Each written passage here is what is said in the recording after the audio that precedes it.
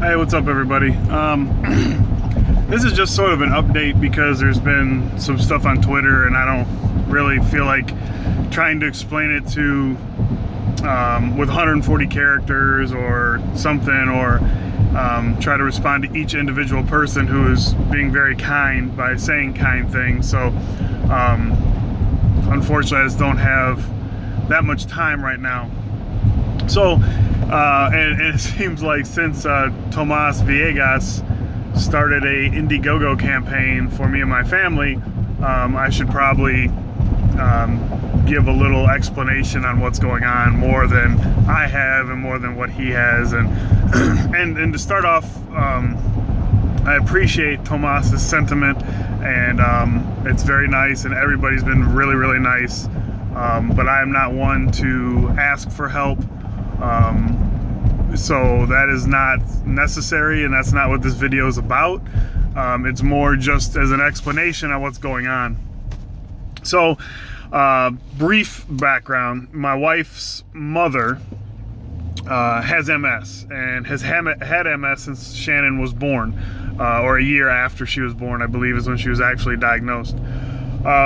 So it has been in recent years, and since I've known her, but it's been worse the last few years, or getting progressively worse, that she's needed constant care.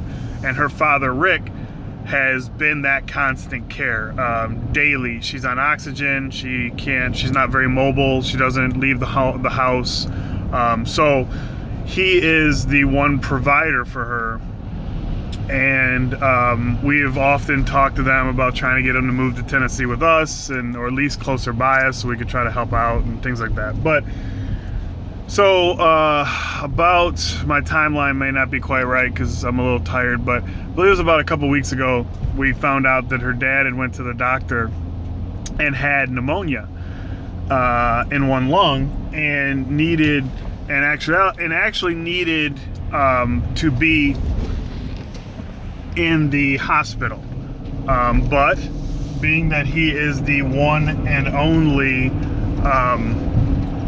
caregiver, the constant caregiver for her mother, it wasn't an option for him. And this is his character. He doesn't go to the doctor too often because he would be away too long. He barely goes out of the house because if she could need him at any moment. This guy, he's just a hell of a guy, and I can't say enough good things about him and things he's even done for us, and he's just a good guy. So he refused to stay at the hospital, so he came home, and then it got to be where it was getting a little bit worse. He was having trouble breathing. So my wife flew up, what's today, Saturday? I guess it was last Saturday, a week ago, just to stay at the house with her mom to help out while her dad went to the hospital, got treated for pneumonia, and then, he'll be out in a week and she'd be home. Well, he went back to the hospital as she was flying up because it was getting harder and harder for him to breathe. And when he got to the hospital, they realized he had double pneumonia and saw something wrong with his heart. So they transferred him to a different hospital, a larger hospital, sort of by, it has affiliation with the University of Michigan because they live somewhat by Ann Arbor in Michigan. So progressively, that actually got worse. The pneumonia, within a couple days, the pneumonia was not the main issue anymore. They had found issues with his heart. And then in the meantime, something had happened with his kidneys, where they started going out on him. And it was really a domino, it was just a domino effect. One thing happened. I mean, two weeks ago, we would assume he was the healthiest dude we knew. He's 65 years old. He's, as much as he's not active, like going outside of the house, he still like mowed lawns for people in his area to do some stuff. And he was an active guy around the house. It wasn't like there was no signs of this whatsoever. My wife talks to them daily. Probably multiple times a day, FaceTime. So we see them all the time, and there was never any hint. It was just one day, just boom, something took them down, and we thought it was one thing. So So she was up in Michigan and I was at home with the boys, still doing work from home, and when the boys were at school I'd go into the shop and stuff like that. But So it was, they pretty much decided they needed to do, he had to have stents in his heart, where they needed to do a cath to see how bad the blockage was, and he would need stents and maybe even a heart bypass or maybe even a heart transplant. So he's been in the hospital for a week now. So Thursday morning, we were still feeling, I was pretty being optimistic, and I'm still trying to be. But Thursday morning, it sounded like it was going to get real bad, and the cardiologist told my wife and her older stepsisters and brother that, look, if you have family that is farther away, you may want to get them here because we don't know how much longer he's got. So as soon as the boys had school that day, when they were out, we packed up, me and them took off, and we got to Michigan. I think it was about 1 or 2 o'clock in the morning on Friday morning. And that's where I'm at now. I'll explain why I'm on the road in a few minutes. But so so yesterday we went up, we visited my older son, my oldest out of the 2 Miles, got to see his grandfather for a few minutes, and he drew him some pictures. And it's hard to explain because we are Christians, and we explain that when you die you go to heaven, and Miles knows that, but it's his grandpa, his papa, and he doesn't want grandpa to go to heaven. So it's a hard conversation to have with a 5-year-old. It's a hard thing to deal with my wife. This is her brothers and sisters are from her mother's previous marriage, and so it's her father. Her father's is her only child. She is her father's only child, and they have a very strong bond. Like I said, they talk daily. It's just an incredible thing to see. So yesterday we visited. I took the boys, we went back to the hotel, I got them to nap for a while, and then talked to my wife, and they're like, well, look, he has to have the cast done. We have to see how bad the blockage is because he's not getting any better. So they didn't think he was going to make it out of that scoping procedure. He made it out of that, but then he didn't wake up for hours, which was not a good sign. But he eventually did, which was fantastic.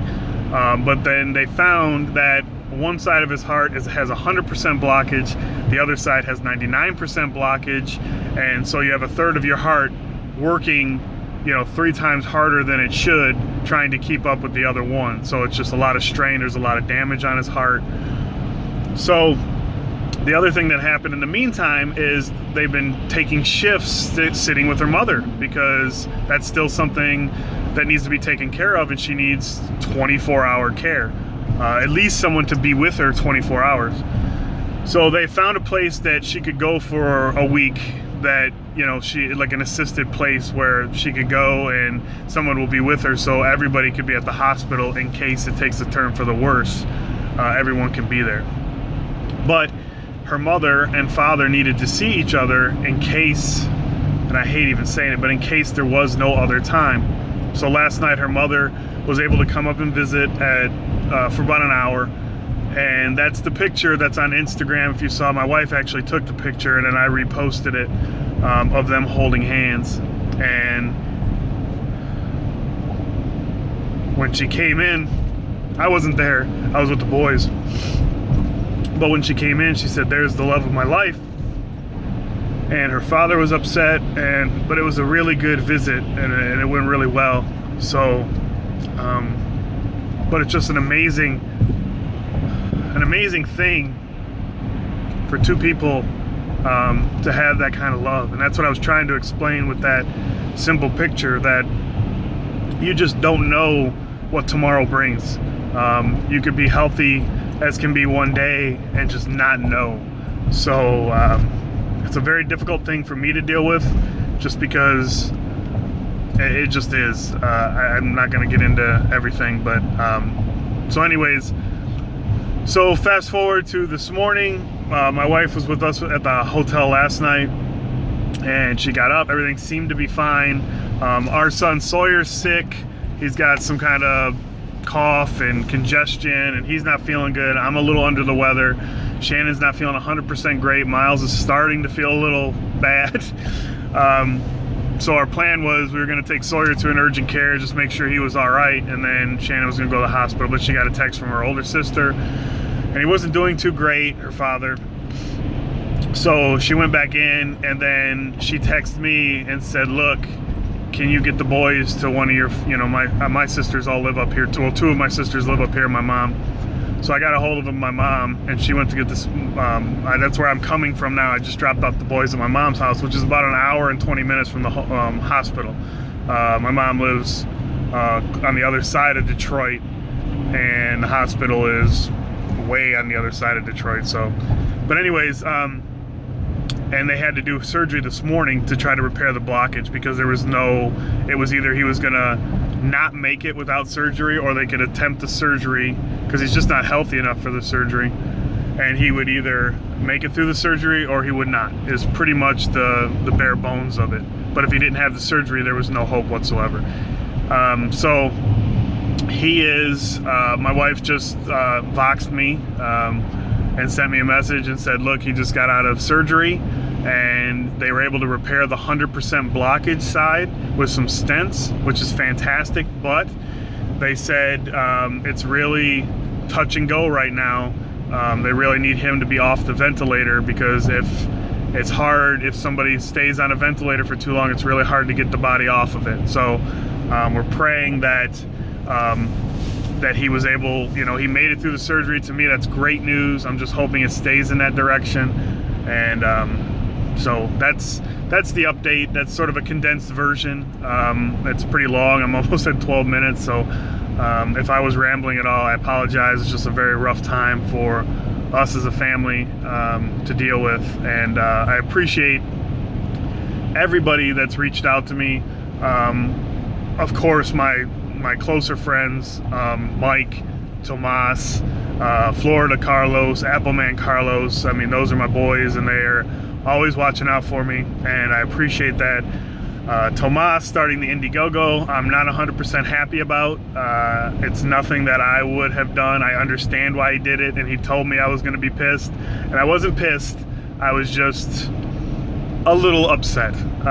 So him and I, if we're at CES next year, you may find at some point, for the things I've done for him and the things he's done for me, we may end up fighting on the streets, probably in front of a Walmart, over some sandwiches or something. So keep an eye out for that. CES 2016, the paybacks. So, but I'm kidding. So anyways, guys, I just wanted to give you an update. I appreciate all the love from everybody on Twitter, people that I don't really know that follow me and that are invested in my life because of YouTube, and care about what's going on. I just wanted to give you guys just some type of update. I know I've sort of been off the grid a little bit, and but quite honestly, you'll see me tweet something or post something, because when I have downtime, I mean, like everybody, I'm on my phone.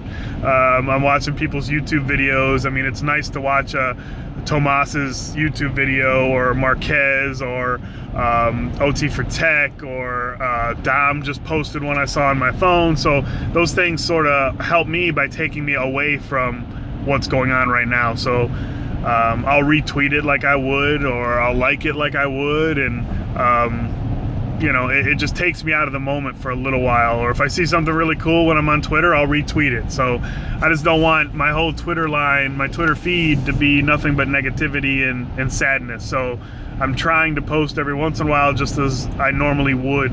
But again, I appreciate everybody's thoughts, your prayers.